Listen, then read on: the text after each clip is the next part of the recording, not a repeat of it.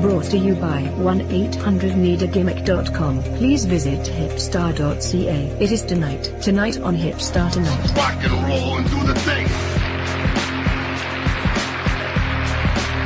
That's a Wednesday. Checking the calendar properly. September 13th, 2017. So, Hipstar, chat me up. Where are we with this feud? I mean, the Hipstar versus Crystal Plum feud. He thinks it's a work. He laughs it off like, well, since I get so much heat, if he does show up to my shows, then I'm gonna have to escort him out.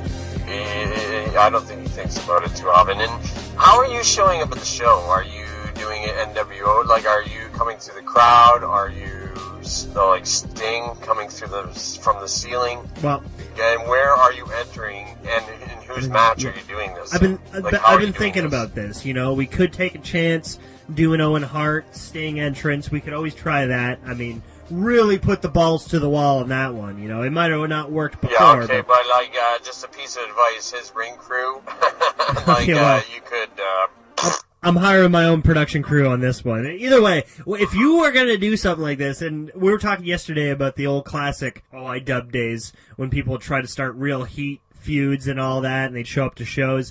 One thing you don't do, you don't interrupt the show. You need to it still needs to be under the motivation of entertainment value, right? So if I get an entrance come from the ceiling. I don't know, when I debuted, my manager spot with Sniper Randy Vaughn. Yeah. I interrupted the Rough Wrestling International show at the Knights of Columbus Hall on Empire, and it was main event, Randy Vaughn versus Chuck the Butcher Sims. Okay. Chuck Sims was a heavyweight champion of Pig Roast Promotions. Of course. The old title that was actually only half a belt, like it had the middle part and one strap. It didn't have the other strap for some reason. Okay. We ran shows like that. It was embarrassing. Well, you didn't know any better. You were just starting, so, your first taste. Well, I was starting, and my debut was to come through. This was like a December show. It was freezing outside. And they dressed me up in the Gary Gambino New Vision jacket. Of course. Yeah. And Gary Gambino New Vision t-shirt. Yeah. With a Gary Gambino New Vision baseball cap. Because they were feuding with him. They couldn't afford to get Gary Gambino, so they needed a replacement. Yeah. They wanted, like, all the gimmicks to be New Vision, even though nobody knew who I was. Yeah, and so I was... Who is this guy? Stand out there with a pair of sunglasses on, would be my heat, but it was so cold that by the time I got inside, my glasses fogged up on the inside. Of course. And I'm coming through the crowd, and I'm, like, starting to push people away, trying to clean my glasses and still look cool. And I couldn't get over fucking Chuck's guardrails because they're so goddamn high. Yeah, right? People are slipping me out. Yeah. And then the finish was, now I'm at ringside. Nobody has a clue who I am. Not one clue. Not even you. Except I'm wearing this New Vision jacket. And the finish was I take Sniper's feet and I hold him on the rope so that Sniper can win the title from Chuck the Butcher Simpson. Real creative. It was just, nothing made sense. No, we were throwing New Vision was on their Titantron sort of thing, like the symbol. Gary Gambino at that point legit filed a lawsuit against us for infringement on his promotion, and it just became all too real. Of course, yeah.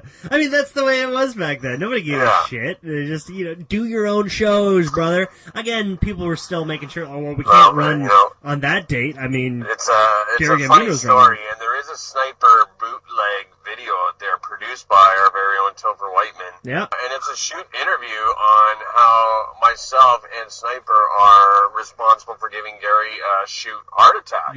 He had a shoot heart attack and a divorce over an indie wrestling promotion in Wellington, which I thought, okay, obvious things have gotten out of hand. Yeah.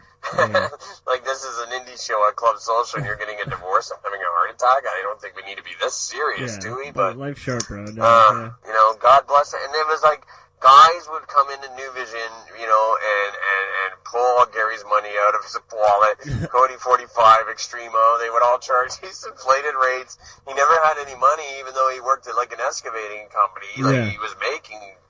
Yeah, but you still got all these Cody 45s and these Adrian Extremos coming to you and be like, oh, I'm definitely worth $200. And Gary Gambino just all of a sudden like, I used to do cycles too. I'm as excited as you are to be around me. So, yeah, you'd go for it. Gary put James Champagne through college, and he was old. He already graduated. He put him through college again. Good for him. Champagne, the Champagne of wrestlers back in the day, you know? Champagne doesn't want to go get a job. He's just going to, go through college again. That's something you kids need to go back and dig up. The old vets, the James Champagnes. Do you know who that is? Probably not. If you're Hutch, listen to this, are you? Like, that's the problem.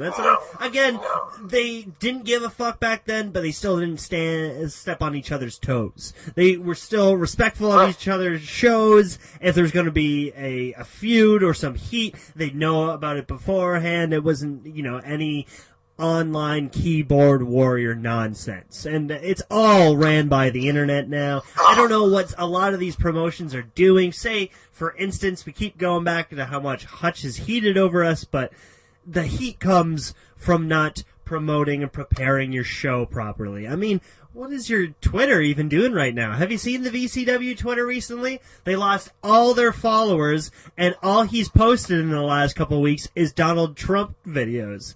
So what the fuck is going on there? Like, yeah. Well, him and Matt Bradley have these discussions over Trump. Yeah. I guess that's it. Thanks, Hutch. Thanks for ruining the business. Thanks for coming out, and I appreciate all the bookings. Thanks. Hey, bro. I made probably $100 over 3 years. Yeah. And I drove all the way to Toronto. I couldn't even get a cigarette because they didn't have any. No heat, man. No heat, other than you should have just listened to us. I appreciate everything. Your promotion put Screech over for the past 2 months on Rogers because you're out of episodes. Mm-hmm. And by the way, Rogers didn't shut down at all. It's just, that's the rumor and innuendo, I guess. The local branches. See, the local branches shut down. The local Toronto affiliate. My agent, Pee Wee Castles, has been watching the same Screech episode for the past 2 months. Of course, and Rogers is still on the air, so there isn't no local branches shutting down because in downtown Toronto, Rogers is activated. Yeah, okay. What's that say for him, who's still watching these old Rogers episodes? Just say you don't want the truth. If you want to work an angle to say it's shut down and say fucking Hogtown's dead and we're shut down because the network's shut down, it's a lot of shit. It's Rogers. Come on, guys. Well, I mean, Mysterion wants the company dead, but he still wants to run the promotion and call the promotion dead, and then bring in all these wrestlers. Mysterion is making money doing other things. BCW was fun at the time. He doesn't care anymore. He's there to make a brief appearance, and that's it. Mm-hmm. His wrestling days are over. Mysterio's doing other things. It's true. He's got his more than half his age assistant/wife, traveling the world with. They're doing their things, and good on them. He doesn't need wrestling, nor do I think he ever did. I think it was just another thing to add on to his belt. But since that he enjoyed it. Hutch has going on for him, he's just riding it out. He just wants it so bad. And again, I haven't seen anybody promote this show. It's coming up this Sunday. Come on, guys, get your ass in gear. At least, promote, I'm going to be here at the Rock Pile. It's not happening. Nobody's promoting this at all. And the only notification I get is Jay Nadler just posted Ontario Indie Wrestling Forum. That's it. And we got to do a little Well, let me ask you this. Are the boys getting paid on a free show? Or is that, let me ask you this. Well, he's bringing all these Shikara guys. I'd fucking hope so. Hold on. I'll even go as far as putting a poll up on hipstar.ca about this. Yeah. Because I would love to know. Now, if you, Hipstar, as a performer, were booked for a show, but you were promised pay, and then after you were booked, while the show's being promoted, you have to obviously drop everything and now post its free show after you've been booked under a payment, then you got to be paid. Mm-hmm. So now, is he going to renege on the boys that have been promised their pay when he walks in the door? Or are they working free? I think Hutch has a little more of a heart than that. At least he's not pulling the Buck Anderson where you got to... But I mean, we need some sort of income. We need some sort of answers. It's true. Right. How much is he paying? How much is he paying these guys? I'd like to know. Well, again, these Shikara guys are coming in a carpool, coming in from somewhere from the States. Shikara, Chicago. Is that how it works? I don't care. They're still coming? Either way, they're still to be booked.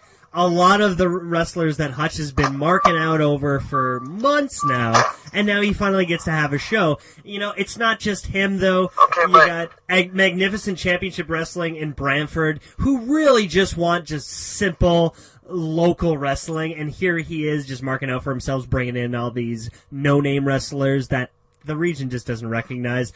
Internet wrestling marks recognize it, but we don't recognize it here. Respect Ontario, because we got a great talent pool. Let me ask you this. If you're Hutch, would you not maybe consider the option of going to Chikara or whatever it's called in Philadelphia instead of bringing them here? Because, like, you're bringing them in because you're a fanboy of them. Yeah, of course. Like, wouldn't you rather just pack your wife, go out on vacation out to Philly or Come something? on, babe. Or somewhere? Yeah. Well, I don't know. We're going on to Philadelphia. It's a vacation. Come on. Oh, God. I think it would be... I don't know. It just seems like, okay, you're going to pay guys to come here, not make any revenue back. If you're going to spend your money, just go out there. Have a good time, bro.